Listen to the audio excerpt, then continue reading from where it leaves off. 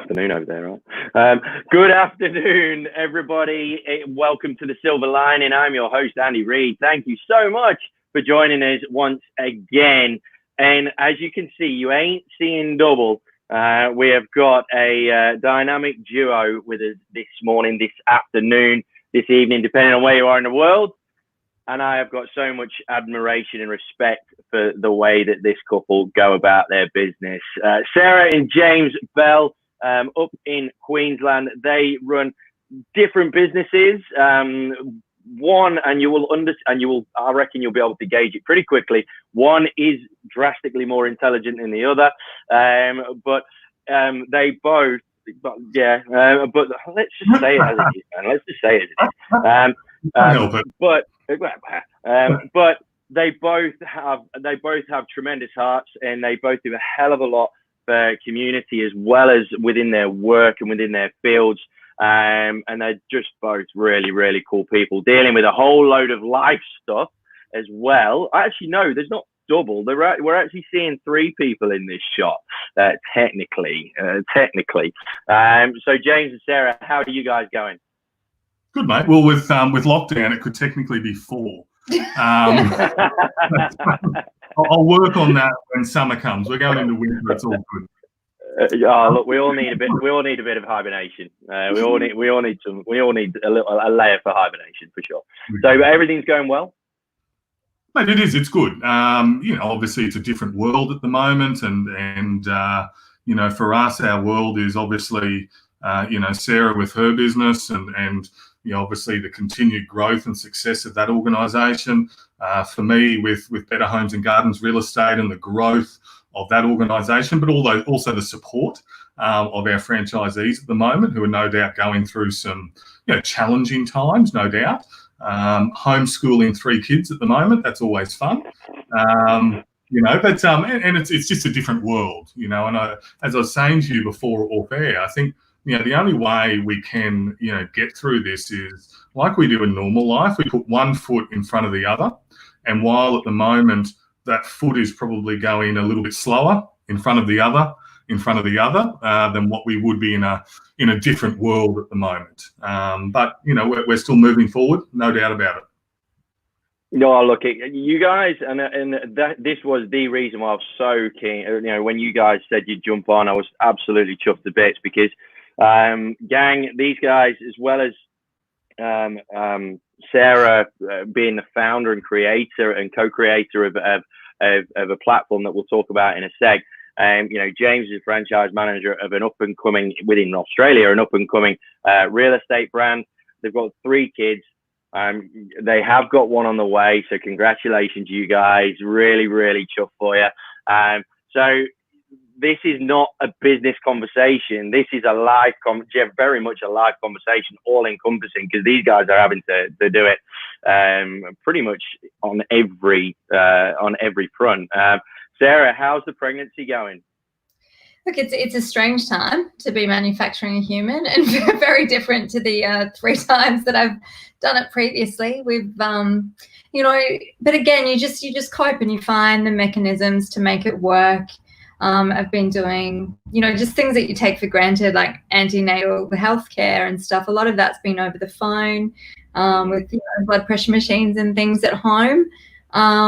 And in a way, I've got to say I feel a bit more franchised and in charge of my own health, because I've had to learn and adapt, and I've been proactive and involved and participating in the care as opposed to being a bit more of a passenger. So with all of these new and changing situations, it is a matter of adaptation. And you can throw your hands up and say, oh, it's different, and it's not normal and all the rest of it. Of course it's not.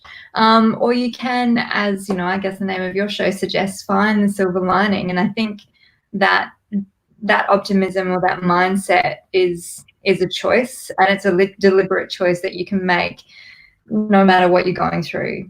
Business, personal health, whatever homeschooling, whatever sphere you're in, I think you do always get to make that choice to find it and to advance. And Yeah, that, like James said, it is a matter of, like, no one's got answers, no one's got clarity over any of this, because you don't get clarity around something until you've done it and made a bunch of mistakes. And we call all of those mistakes experience, right? Like that's what our experience is, the failures and the successes. And when you mash them all together, we call it experience or learning. And so we're all learning so much. And this is an opportunity for us to really stretch that learning in lots of different directions. Patience. Yeah. It's certainly, I mean, look, it certainly helps that you guys have got each other, right? I mean, you know, I know a few people that are currently going through pregnancy, and they're in different sort of headspace, in different sort of worlds almost, depending on you know, the level of support that's in the household. So partners or no partners or whatever the case may be. Really like what you just mentioned before, though, about the fact that you do actually feel that you are a lot more involved with it. And I think that's great. I mean, and it's true, right? Because, you know, when you do something significant like that, you sort of just get led by the hand through a process, and you get shot out the other end of the production line, so to speak. But having that, being forced into a greater degree of learning and awareness of what's going on and what have you, you know, that can only be a benefit for anybody that's going through this stuff, right? And then of course out the other end, that is the sort of unique experience that number 4 for you guys will have over the other 3 is the fact that there'll be a corona baby, so to speak. So guys, we'll go into the business stuff and get a bit of a breakdown there. Just give us, though, one at a time, just give us a bit of the MO in terms of the whole human first, professional second. Give us a bit of a rundown as to who you are, what you're about, what you do. James, we'll start with you, mate, if that's all right. Yeah, look, I think for me is, whether it's in crises or whether we're in a normal world, I think, it's something Chris Hanley, who's, I guess, one of our mentors and someone that we think very highly of, he has this saying that good works. And, it's something that we, I suppose, went by in our business life as well. When we had our real estate agency, we used to have a huge saying in our office called "Help, not hype." That was our focus as an office and as individuals and as a leadership team as well. It was about help, not hype. And that's something that I think, we've proudly, transferred into every role that we've been involved in. So whether that be as an employer when we had our office, into consultancy work or into auctioneering, whatever it may have been, it's always been that, that motive of being able to assist first and foremost. Because I think when you assist people, there's that level of value that others don't see. But the person that you're impacting sees it because they feel it at the end of it.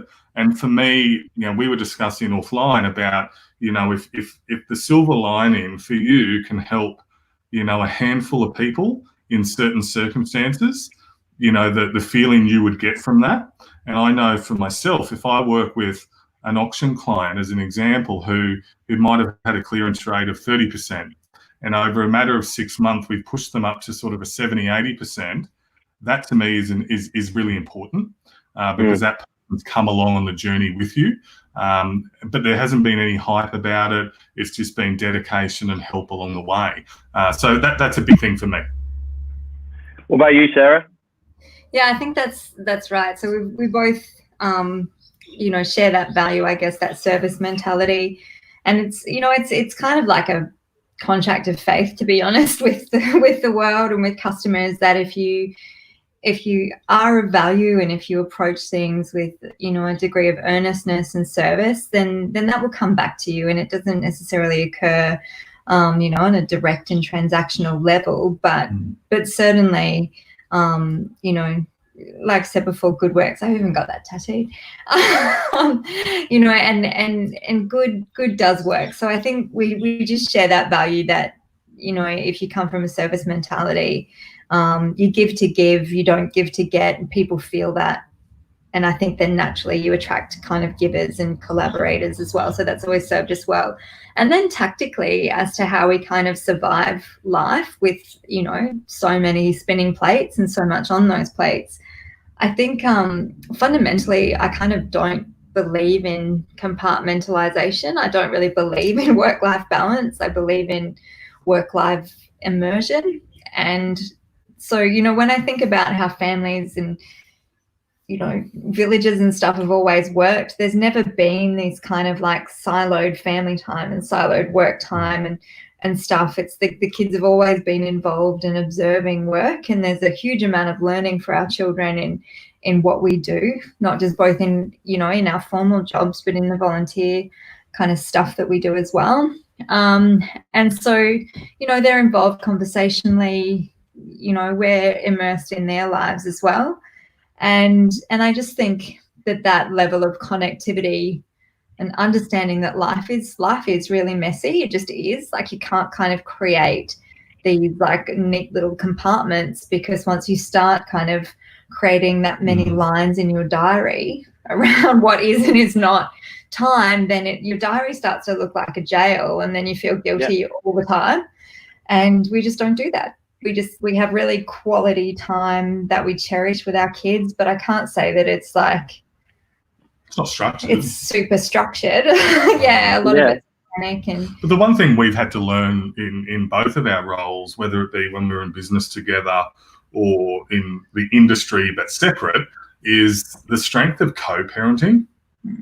You know, like Sarah's probably had a more active role in travel over the last 2 years with her little baby robot. And that means I've had to take maybe a greater role in picking up kids or doing dinners or whatever it may be. But, you know, there's the time where I'm meant to be traveling as well, obviously, in my new role. And Sarah steps in. There's not one that has a greater importance over the other. It is about co-parenting.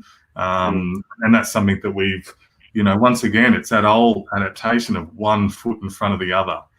You know, you get there. Sure, there's some times where Sarah and I have both been high-fiving at different airports. Exactly. You know, like there was a time where we spent probably a couple of weeks away and didn't see each other. But when we did catch up, it was in airport lounges. You know, so for us, that's okay, as long as the end result, which is what we're building for our family and the example that we set for our family, is one of the most important aspects for us. And that's a really interesting point, right? Because and this is something that I've dealt with myself, is the whole need to conform. And right now, I mean, you guys kind of have very much broken the mold with how you go about your businesses and lives and each other and what have you, in a really, really good way.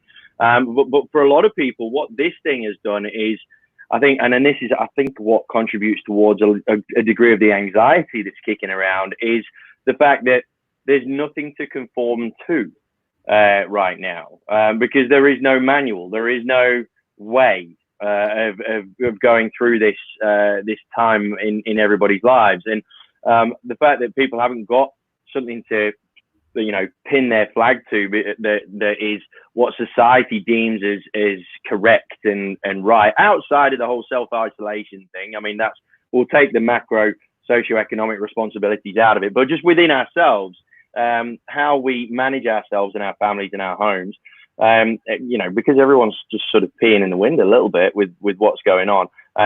So it's probably, you know, I think it's safe to say the way that you guys have set up your lives and your family, you know, pretty much fits into what's going on right now. I'd have thought is our normal. We call it blissful chaos.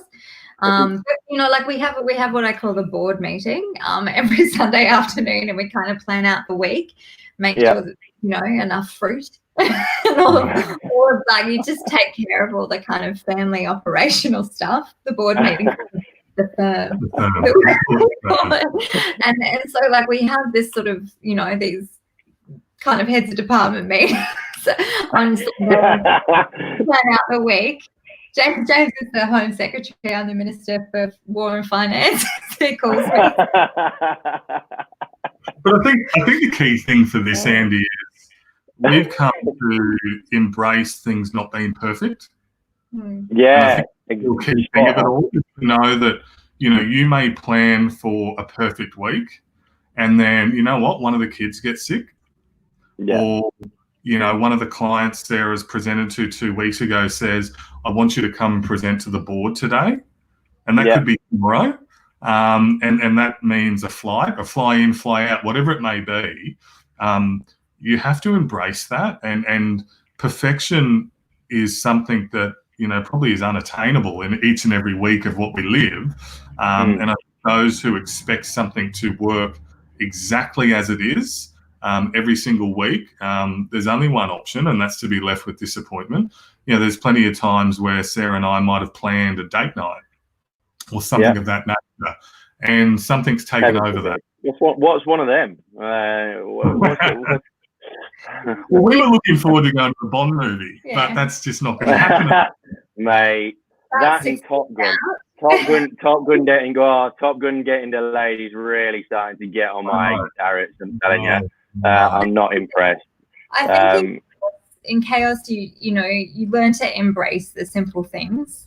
And like, I can't remember the last time we had a date night, but that doesn't mean that you can't kind of, you know, relish something much more simple at home. So, you know, just choosing a show and watching it. I got a bit restless at Easter, and James was like, let's binge watch something this Easter, because we'd been working really hard.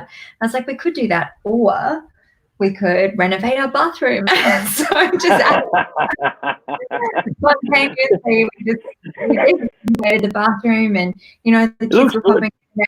Thanks. The kids were Obviously, I out. chose the colours.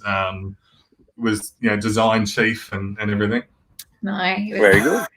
No. He was heavily supervised labour, but it looks beautiful. But the kids were popping in and out, and, you know, we're lucky. Our oldest is, you know, pretty self-driving. She turned 17 at the end of this year. So, you know, she was, you know, she's more than capable of making a round of toasted sandwiches or whatever it is. Or churros. Yeah, she made churros the other day. Which is really good. Nice. Yeah. Ooh. Yeah, so we could just kind of like, I don't know, we just cope. Like, everyone reorganizes, and you have priorities, and you just kind of, we have collective goals as a family, and probably, you know, the last couple of days, one of those collective goals has been, you know, getting homeschooling right.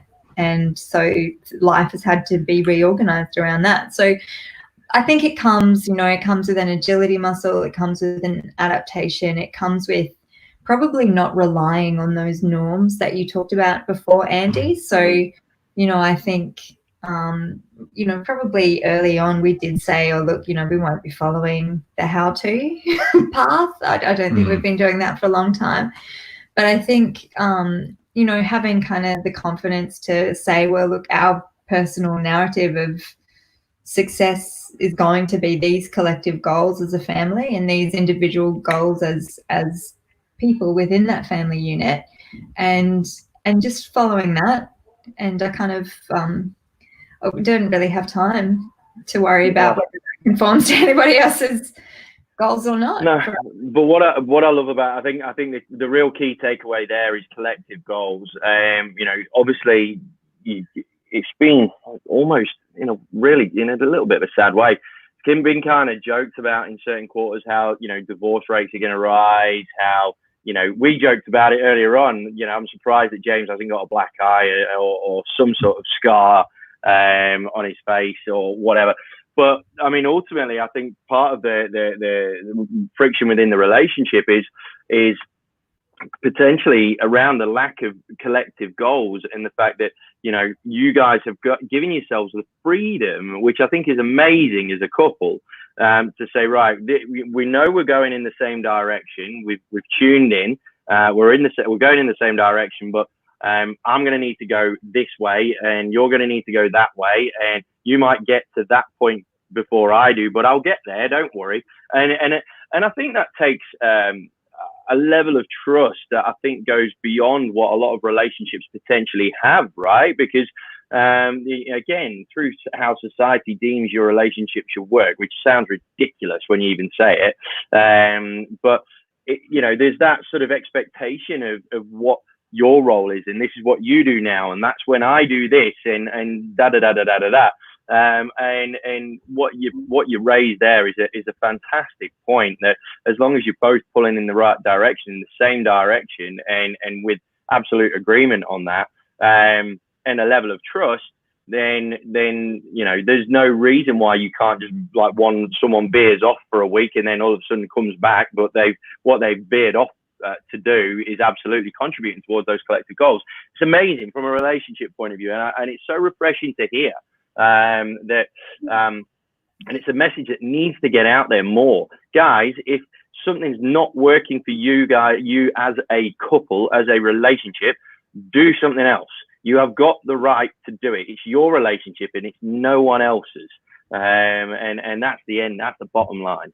So it's all fluid and democratic, but I wouldn't feel honest if I didn't say that like it was always like that. Like we've sure, like, of course, we didn't start out like that, and there's been growing pains. We've been together for so long now. look at the despair in her face as she says, not at being with James for so long, but just what that means for my age, like how old but we've been together for so long, and at times like it wasn't so easily fluid because of our different situations and where we were in our career, and like little kids have different parenting demands than where our kids are now. And certainly things will change again when Bub comes along. We'll reset again. But I don't think I'd be honest to say that we got to this point without a hell of a lot of growth. Yeah. Work on that communication. Trust and I think that's been one of the biggest learning curves, whether it be in business or in personal life. And even when I'm talking to my officers now across the network, having honest communication, I think, is really important. Because Sarah and I are at the stage now where we've got to a certain point, as we've discussed in the last 10-15 minutes. But Sarah's completely right. There were moments during that time where if we were where we were now, we would have handled differently just by communicating. But the biggest key, and I think the biggest takeaway that from what we've gone through as a couple and as a family, as business owners together, I mean, you forget we worked in the same office for 8 years. Not only were we with each other at home, but we were 8 or 9 hours in the office, but then probably 3 or 4 hours outside of the office at night time, still doing work together. So having to learn those communication skills so that it's constructive is such an important skill set, whether it be in your personal life or whether it be in your business life or whatever life you have. It's really important. And I think a big part of it is to make sure that you've got your own identity in it. So carving out, going from being like James and Sarah Bell in the real estate business, and there were lots of people in our client base back then, and from around the local area who knew me as James's wife, and I was just like James's wife for so long, and then like kind of professionally having to carve out being Sarah Bell, and going back to my career, back to being an analyst, back to being who I was. And now I'm just Sarah's husband. That's probably the best way to go, to be honest. I'm just quietly, mate.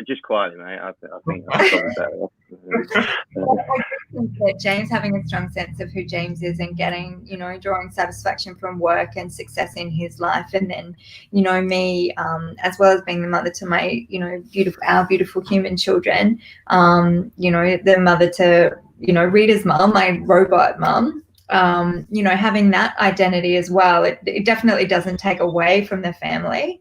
I think it actually gives me something, like you said before, that contributes, that I can share. Look, and the fact that you're living a lot more authentically, right? And you're segueing us in beautifully to the work side of things, because guys, Sarah does not live a monogamous relationship. She does have a husband she has mothered a child to someone else, and it is Rita, who is the artificial intelligence software that Sarah has created with Ian Campbell there at Air.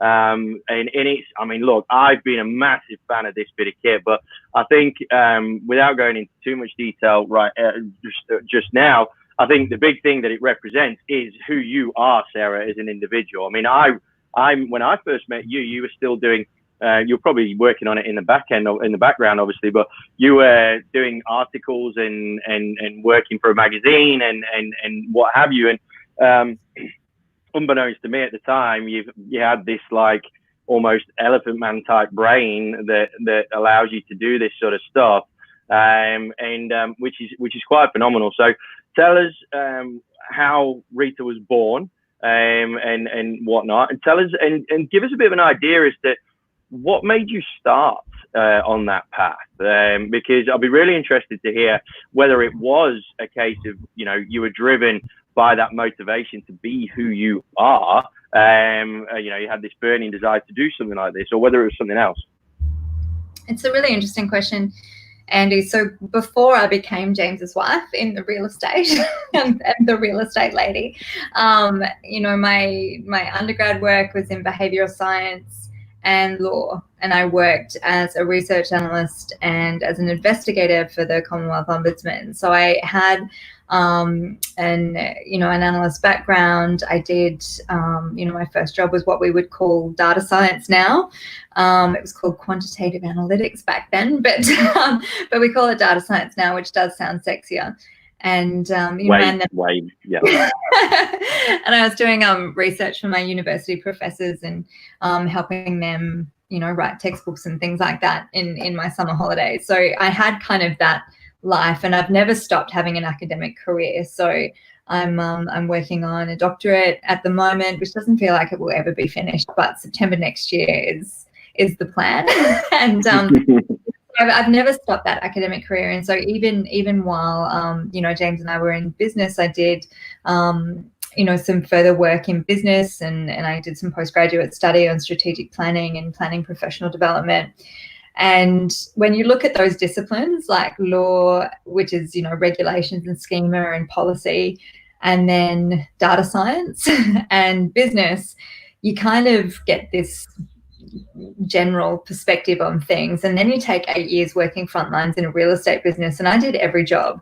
Like, I sold property, I was a property manager, I did commercial property management, I ran the office, I managed the sales team at one point, I had a pregnancy on the reception desk, and kind of everywhere I sat, I just made a point of trying to systemize and work through those processes to make sure that they were efficient.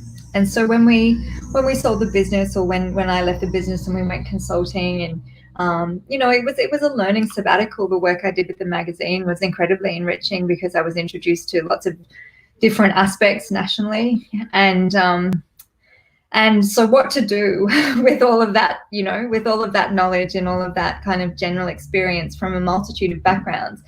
And I got talking to my good friend Ian Campbell, and he was sort of, Siri had shown up on everyone's phone, and AI and automation had emerged as a, force to be reckoned with that wasn't going away anywhere. And he'd been working on, what could this look like in real estate?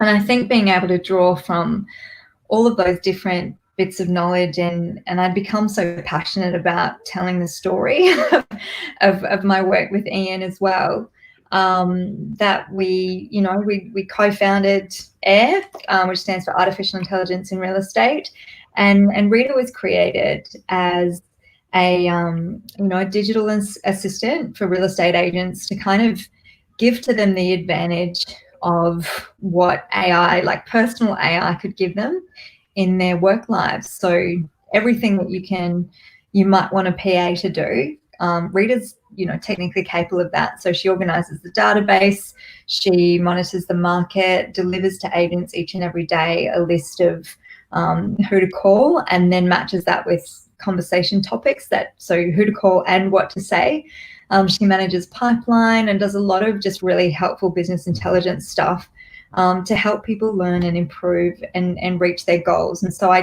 kind of see, all of the ways that Rita helps is, coming from that earnest intention, even though there's all these different bits of knowledge. Like if I could work with all of my friends and do the nerdy jobs that I know that I can do in a real estate business to help them. As you know, I would love to do this for everybody, but you couldn't scale that. So we had to make Rita.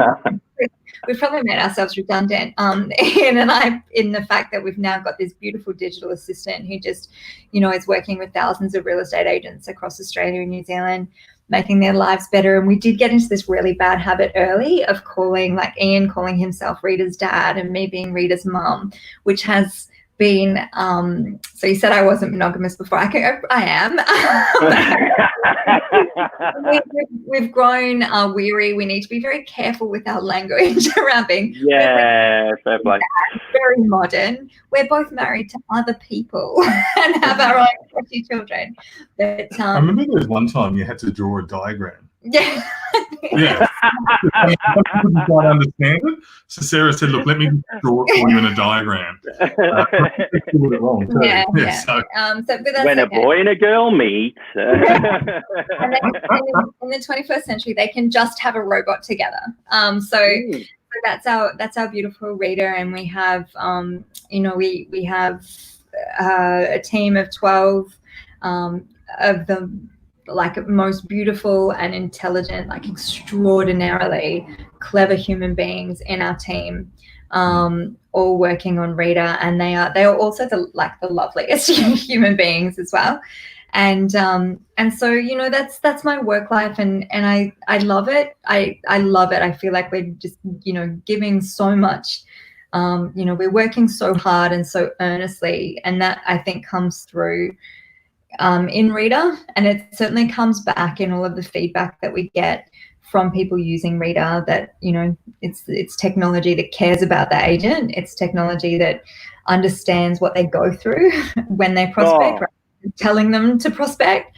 And so that's been the love for Rita has been as rewarding as the growth of the company.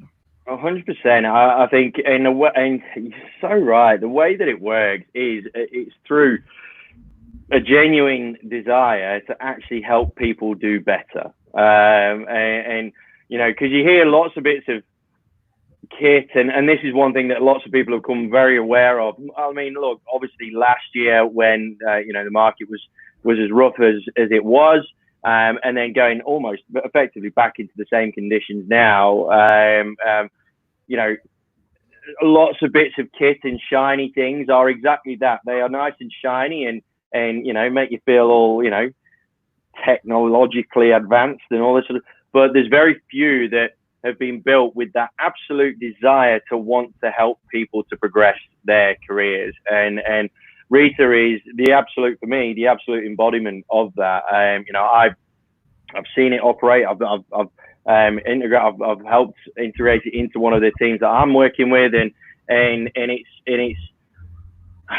I've said there's a couple of if I ever went back onto the front line of real estate, then there's 2 bits of kit I'd get, and I wouldn't even bother with anything else. And Rita's absolutely one of them. And what I love about it is the fact that, and this is a testament to you, Sarah, is the fact that despite the absolute level of intelligence that it takes to build that sort of stuff, you are delivering it with such a level of humility, and from such a different place to where the majority of people deliver this sort of thing from. It's not a hierarchical, look at this bit of kit that we've got, here it is wafting in your face, this is what you want, I've got it, come and get it. You actually deliver it in the same vein as you built it. And that for me is really quite amazing and quite heartwarming, because it would be very easy, and I'm sure you have this at times, Sarah. Let's not beat around the bush, where you just can't get people to understand it, and I'm sure there's a degree of frustration. It's like someone rejecting your kid, right? What do you mean my kid's not good enough? Get stuck. So I just think it's absolute testament here, and I think through the the freedom and whatnot that James is given into the relationship and that you've provided into the relationship. I think that's probably one of the main reasons. I mean, Janine Ellis says Boost Juice CEO, and this is the one thing that I remember from the 2 times I've seen her, is the fact that if you want to do well, you need to marry well. You actually need to have someone that backs you. It's really interesting. I'm definitely what I would describe as a feminist. I think James is a feminist too. It's actually an inclusive doctrine about being equal. It's got nothing to do with one being better than the other. But something that's always stuck with me is Sheryl Sandberg, who's the CEO of Facebook. She very famously wrote a book called Lean In, which has been picked up as sort of this Bible for women of like how to get ahead and make sure you lean into opportunities and back yourself and be confident. And certainly that's very true. But suddenly Cheryl's husband, he died in an accident very tragically. And so she all of a sudden had this realization, and she's like posthumously gone and kind of said, a lot of what I said about leaning in was actually me leaning on my husband. And now that he's not there, I realized that I couldn't have done that without that support and that mentorship. And I definitely get that from James, and I get that from a lot of other beautiful mentors that I have in my life. Like James has mentioned Chris Hanley. I talk to Chris, almost every day. But certainly there's strong women in my life. Antonia Mercarella is a really good friend of mine. She's the CEO of the Real Estate Institute of Queensland. Hasn't she done a great job?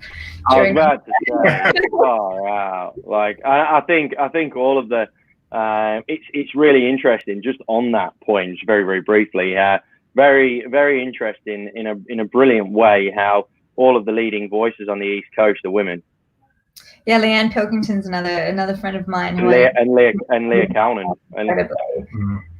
Leah Calnan down in Victoria. You know what I mean? And I think the reason for that, just to digress just for a second, is the need for emotional intelligence has never been so great. It's never been so required at this point in time. And naturally, women, do have that sort of intrinsically within their DNA is to be that little bit more emotionally aware of what's going on, right? The soft stuff is the hard stuff, and I certainly think that men are capable of it, and some men I know are extraordinary at it. James is an incredible reader and understander of people. All the successful people in my world have strong EQ, and I think about Chris and even Phil Harris. He's an incredibly generous and giving human being. There's lots of, there's 100 names, Megan Jaffe, all of these, Dane Atherton, all of these beautiful real estate leaders that we know are successful not because they've been ruthless. They're successful because they're givers, and it just feeds back into that statement that we started with, that good works. And no matter how many ways you sort of say those 2 words differently, it's all true. Like, good people work really hard, and good, as in goodness, also really works. And then good works is about doing good. It's actually the motto of St. Vincent de Paul Society. Doing good works is soul enriching, and it's sustaining over the longer term. So I think I think all of that, that good leadership that we've witnessed comes from certainly a place of beautiful intention and of compassion and understanding. A lot of their job has been educating people, and even if you're not a teacher, you have to be a teacher now, and you can't educate without engaging in empathy, because if you're not doing that empathetically, then you've got no hope of other people learning. So that's where I think that leadership's been so successful. Hey Andy, do you reckon your viewers have worked out who the intelligent one is yet? Mate, I don't know. That's a bit awkward. You do a poll for me and just see how I'm travelling. Well, look, I don't look, Matt, I think for your sake, it's probably not a good idea. To be perfectly frank. I never know if anyone's teasing me or James when that comes up, to be honest. But when Definitely James. I guess has been more intelligent. I see me as like I have a certain like a type of intelligence, and James has a certain type of intelligence. And when I look at what James has done in his role and what makes him such a successful auctioneer, such a successful performance coach, such a successful salesman and leader in his way, it's because it's a very different type of intelligence than I have. But I think they're both successful when they're applied in the way that they are. So I kind of it's it'd fun have to be but yeah, look, it'd have to be that way, right? Because otherwise you wouldn't get on as a couple, like end up, right? You had Sarah, look, as great as you think you are, I'm pretty sure you wouldn't be able to put it with someone like yourself. and we would compete, and it would be terrible. But it's good. You know what it's like on a Saturday. You know, you want some always fresh new material. So Sarah will be rattling off all these words during the week that, you know, I might sometimes be a bit embarrassed to say, hey, what's that? But every so often there's one that comes up and I say, can you give me a meaning around that? And then I can use it as a call on a Saturday. So sometimes it's really good for me as well. And look, man, let's you know, jokes aside for a second, man. I think guys that have the level of emotional intelligence that you have, James, in my opinion, are the example for me as to realistically how guys should be moving forward out of the other end of this. I think one thing that in my opinion, Corona is definitely creating more awareness around is the need to value beyond the transaction, the need to value whatever's going on that results in the transaction. I think the world has definitely become, or had become, way too transactional in the sense that, you know, that's why things like ClickFunnels and lead generation and all that sort of stuff has become so popular, because people are just after the opportunities to transact as many times as possible. You know, it's all been about volume, really. But I think the way that you go about your business, James, and I'm saying this in all sincerity, like I say, all jokes aside, the degree of emotional intelligence that you put forward in everything that you do is absolutely something that is going to shine exponentially when it comes, because for a lot of women, like I said, it's a natural thing, but for it to come from guys is a different, it's a bit of a curveball still, even now, right? If we're talking about society generally speaking, and I think that's something that you have in spades, and it certainly helps from an auctioneering point of view and what have you. I was going to ask you though, in your role as franchise manager for Better Homes and Gardens Real Estate, and you mentioned it very briefly at the start, how, you know, your franchisees are you know, backs against the wall sort of thing in many aspects. How are you supporting them from an emotional point of view? Because let's face it, the job of real estate agent is not rocket science by any stretch of the imagination, realistically. But the emotional piece is something that I think a lot of real estate businesses may have been lacking to a degree. So how have you supported those franchisees?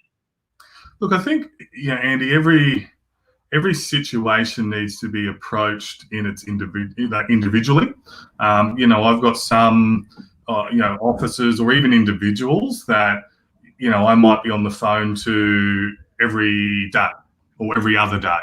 And then there's some officers that will pick up the phone once a week, but continually going out through our, you know, our learning and development team. Every day is some training or content. So, you know, we had Rick Rushton, who I know you've had on your show, and you know, he provided a great deal of insight to our organisation, and you know, that was really valuable to our team. You know, we've got, you know, realestate.com speaking to our network tomorrow, just, you know, giving them an update on what they're seeing from their side of things. And for us, I think it's like anything. You can make better decisions when you have information and when you Absolutely. Have the right information. So I think what we're seeing in our world at the moment is, if we just made information or decisions based on what we're seeing on Facebook as an example, or even on news.com or Courier Mail or whatever your local may be, I would dare say you're not making very good decisions. Because like life, there is different layers to everything that we do. And, just because something's happening in the eastern suburbs of Sydney does not mean it's happening in Caloundra. And there's granular details around each individual organisation. So, for me, it's been about making sure that the officers know that they've got people that they can contact with different skill sets. One thing I know that our organisation has done across both the brands that Combined Franchise Services represents here in Australia is we've torn down the division of the states. So no matter where you are, you're able to assist someone that is in need of assistance. And the messaging that is going out from the leaders of our organisation, whether it be Charles Tarby, Michelle Delaney, or Michael Bellavira, the messaging that's going out to our team is one of support, and we are here to get you through this. It's of encouragement. There's no doomsayers within our organisation. The negativity that we're seeing out there in the marketplace, we might be having some off sort of camera discussions, if that makes sense, with individual officers. And there's some tough discussions going on at the moment about staffing levels, who to keep.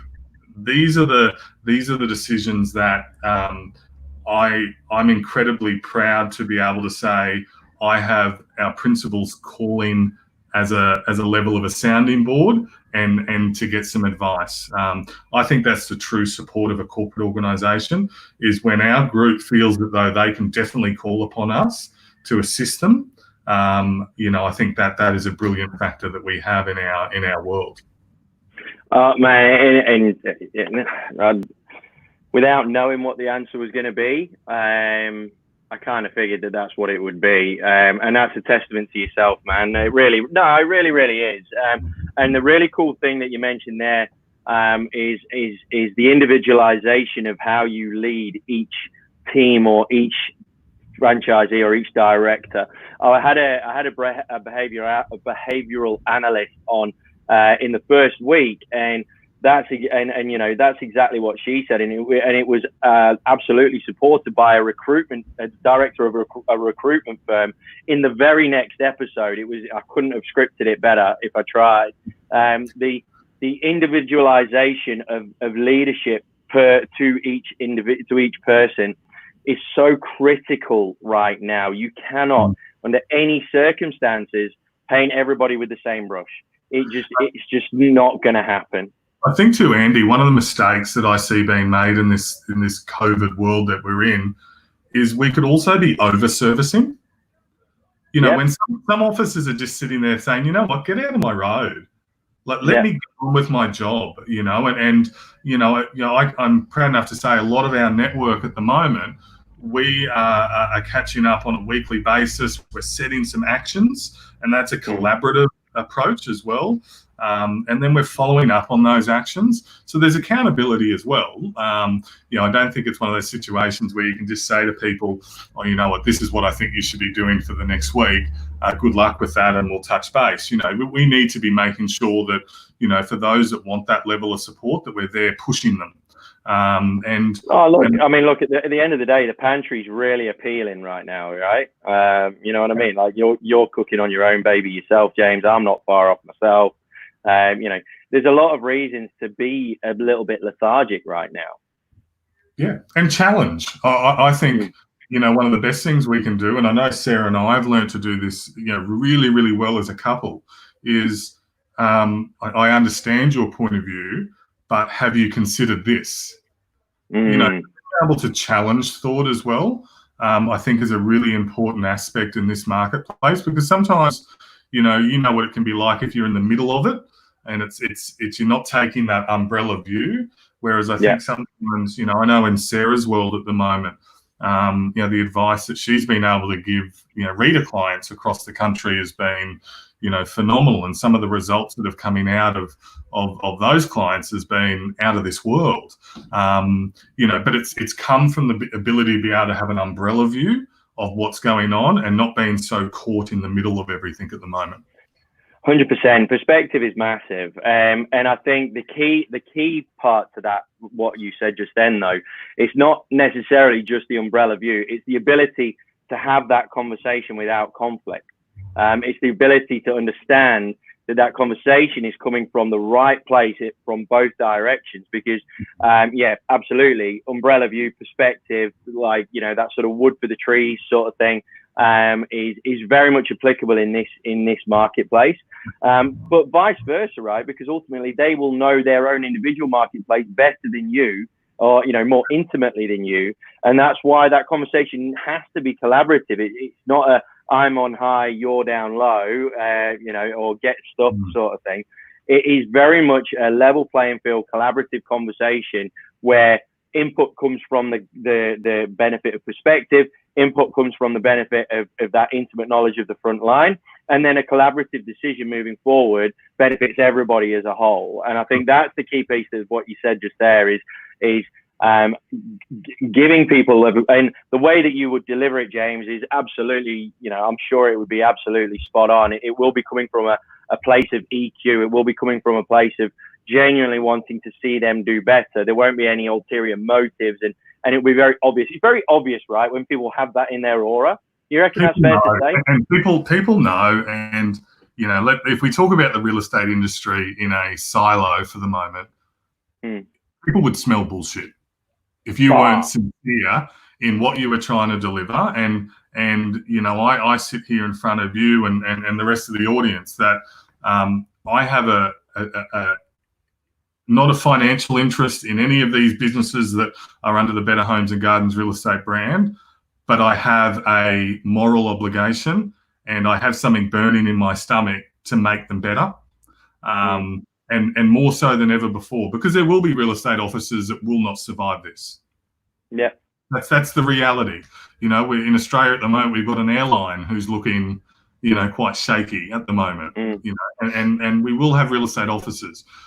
What we're working on as an organisation at the moment is yes, we're going through something, but what can we do to prepare you for 2 and 3 months' time now as well?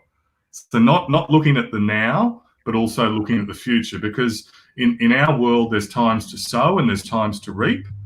And the officers at the moment that are sitting back and saying, this is a really good time to sow. This is a really good time to build the depth of the relationship and forget about transactions, forget about numbers, forget about GCI, whatever metric as an industry we want to reward success, we need to put that aside. Because what will be success and what will be your reward in the future will be the seeds that you sow now in the depth of the relationship and the knowledge that you pass on to individuals in its sincerity.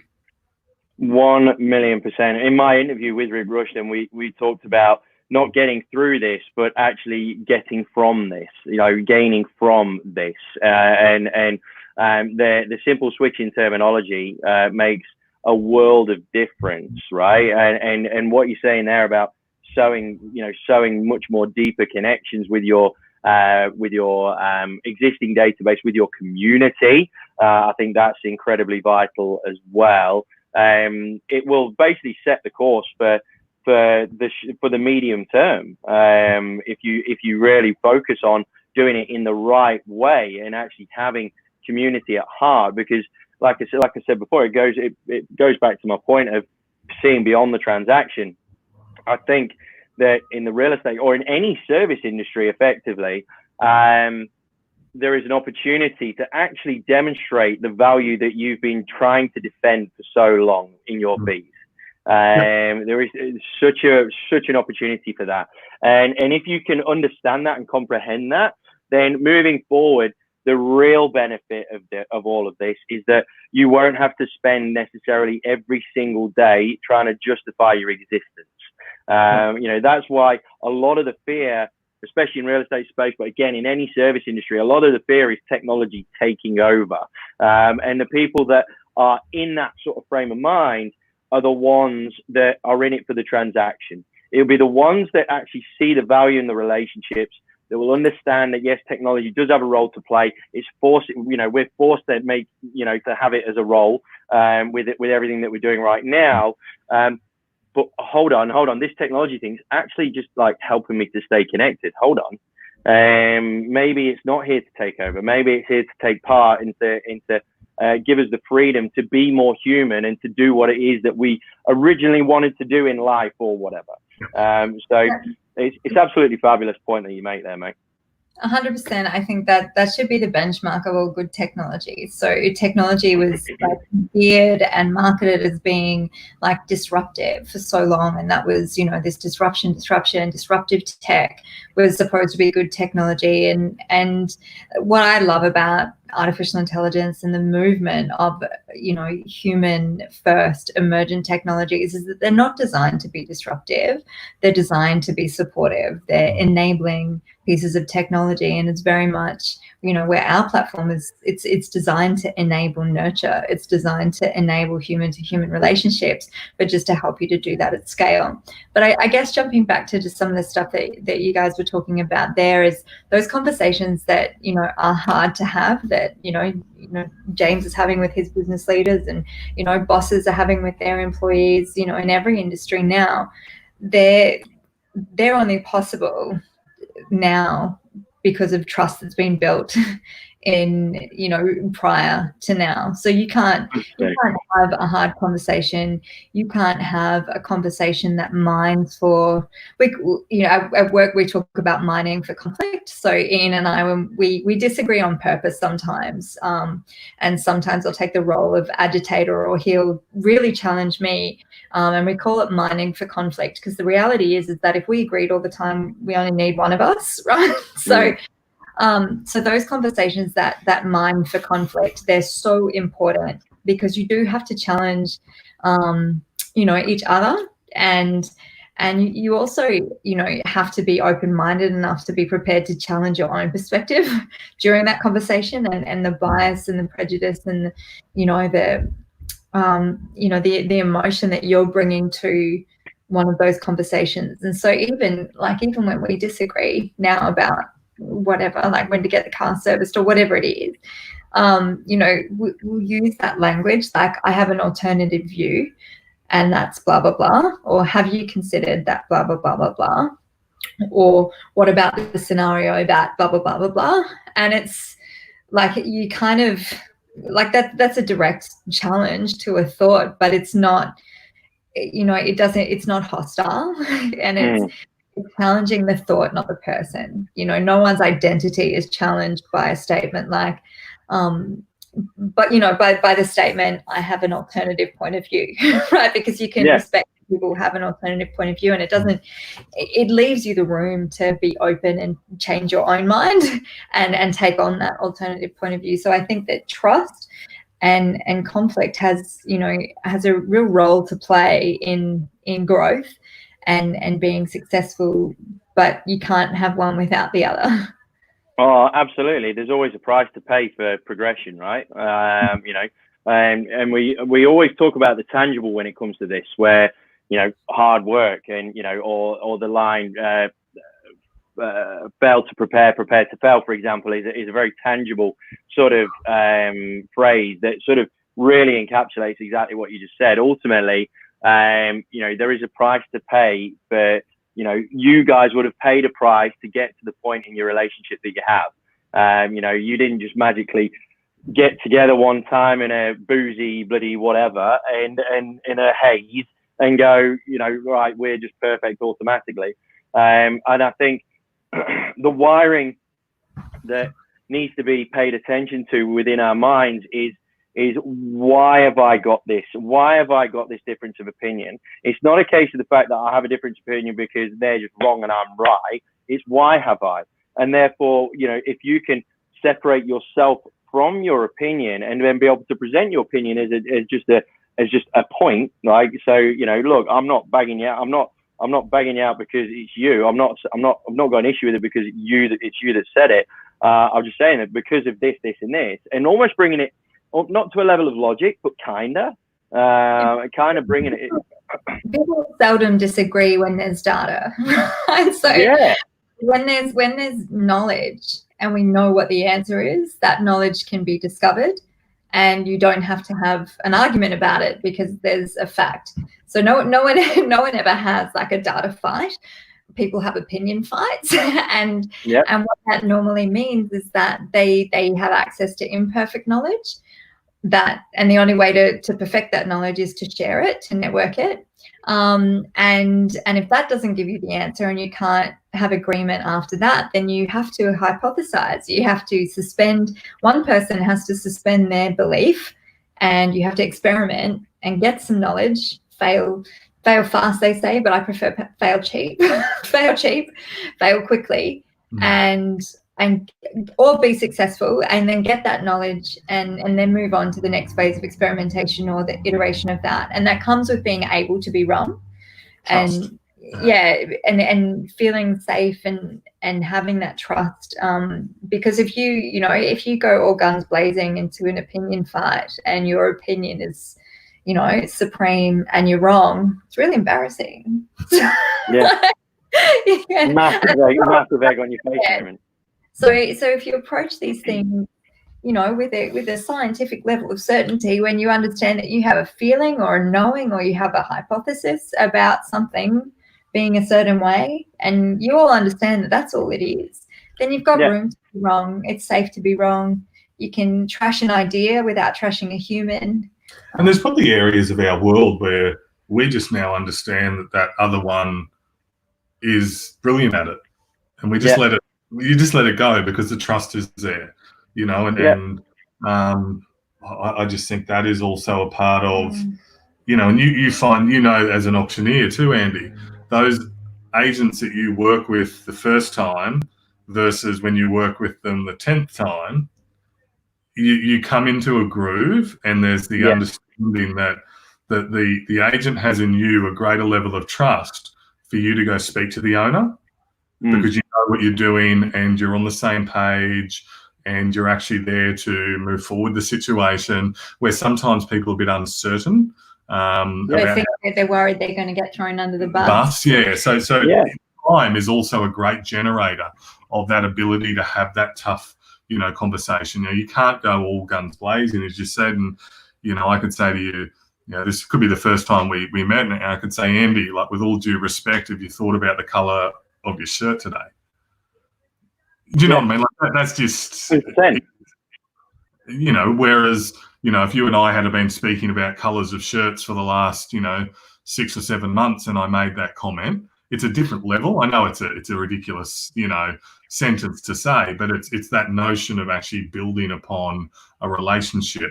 And that's what, when we bring that back into a salesperson's world as an example, that's that commission you were just talking about.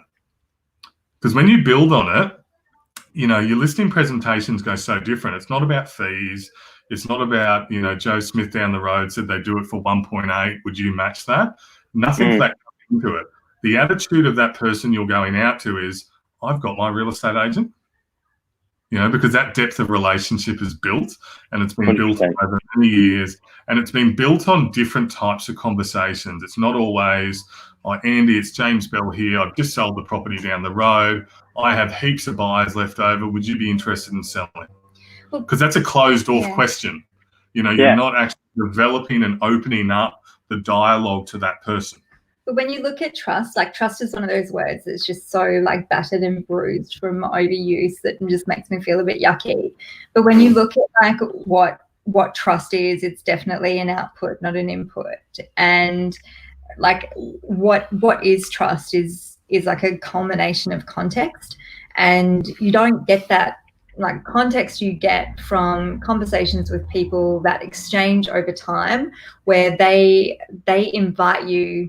And you get a certain number of like levels of anthropological permissions to get more and more immersed or involved in their lives. And that's what trust is to me. The more context that you have, the more of those permissions that are open, that they're willing to share vulnerable details that you really need to know as a real estate agent, like their financial situation, their personal situation, whatever it is, so that you can do the best job.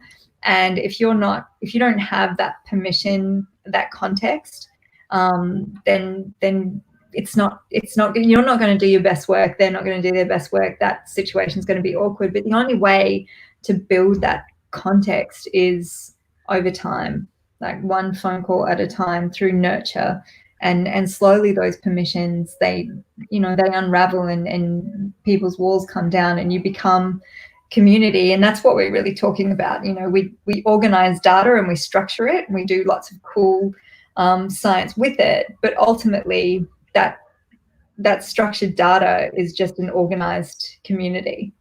That's what it represents. And that basic humanity, we just represent that. We just represent that in data in our CRMs and stuff. But fundamentally, this is a human social interaction, and you can't have trust without context over time. Absolutely, 100% agree. James, did you hear? She's put in a couple of big words there just to make sure you knew your place. Did you hear that? I do have a book. I do write them down. I do research. I don't blame you. To be perfectly honest. No, but look, I think when I do come to a gunfight, I can at least come with some bigger words. Yeah, well, that's exactly right. But look, at the end of the day, gang, all jokes aside, you're both singing from the same hymn sheet. You're just singing different parts, and that's what we need, right? We all need different parts to the harmony to make it sound better. And the bottom line though is that you're both coming. Everything that's coming out of your mouths is coming from a place of authenticity, and I hate authenticity is very much an overused word right now. Trust in that, and authenticity. I like being authentic. Kind of makes my stomach turn a little bit, but that's exactly where you guys are coming from. It's one of the reasons why you've got so much respect as individuals as well as a collective in Team Bell. And look, I'm so grateful that I got to meet you guys. I'm so grateful that the Silver Lining Gang got to hear more about you guys, both as individuals, but also as a team. And I think that's really critical for people to hear the fact that you give each other space, you respect each other's strengths, and the way that you go about those conversations, where you're not necessarily looking for conflict, but you feel that by having a bit of conflict, it's going to result in a better outcome for you as a family, for you as a business, whatever the case may be. It's absolutely amazing, and it is, and it's an example that a lot of people would do well to follow. So, guys, I'm going to let you guys go because it's just realised we've been going for over an hour, and we could probably go on for hours more because you guys are just brilliant to talk to. But I'm going to let you go and enjoy your time with your families. Is there anything, any sort of final thoughts that you want to mention that you feel may be of some benefit to the gang out there? I think probably just recently, there's been so much emphasis on mindset and, think about your language and what you say and things like that. But I've, kind of back in line with that authenticity thing. I think if you've got the right intention, language is not a problem. So if you, like, mindset's important to be able to be, make those decisions, to choose to be optimistic and, and all of those things. But I actually think that kind of heart set is more important. And that way. Heart set. Oh, yeah, I don't know if I made that up or I've stolen it from Oprah or something, but I did just think of it. Just take it. In fact, I'll put it on here I'll put it on here as your quote. Let's get it on wax. People pick up on that, and you find yourself working with the right people as well. And I think definitely, I'm really grateful for all the people that have come into my life or our lives and stayed in them, including yourself, Andy. We owe you a steak, remember? Yeah, we do owe you a steak. When you steak, come to Brisbane. I think for me, Andy, one of the most important things people could do during this time to keep that one foot in front of another is learn. Like I've learned in the last week and a half how to conduct a virtual auction.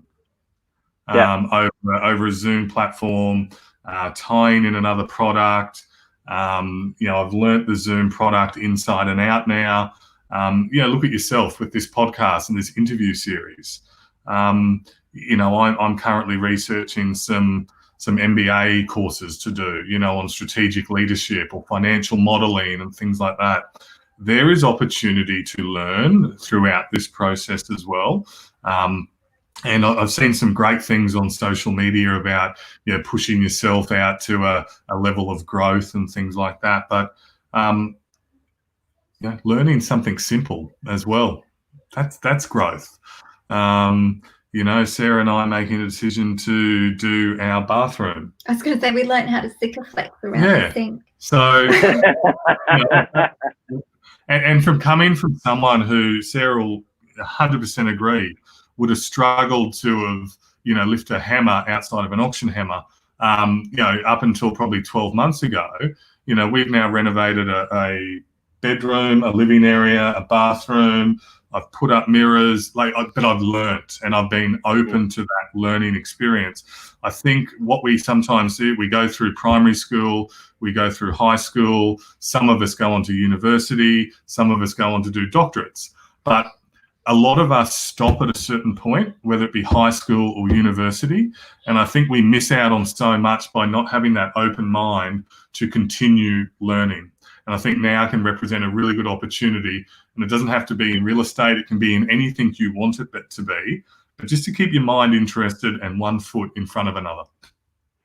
Absolutely brilliant way to tie a ribbon on this amazing gift that you guys have given us. Thank you so much for your time, guys. I can't tell you how much I personally appreciate it, and I'm sure there's going to be a whole load of people that will watch this. And look, gang, if you take some stuff out of this, I would implore you to, even if your relationship's in a really good space, I think this would be an amazing clip to watch as a team, as a family unit, as a couple, because the way that these guys go about it, it's not conforming, but that's exactly the reason why it works. And as individuals, they're brilliant, and as a couple, they're even better. So, gang, thank you so much, Team Bell. I really appreciate it.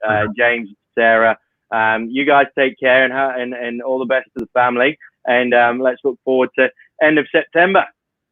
Same to you, buddy. All the best. Thanks, all right. You take care. All right, gang. Thank you. See you, mate.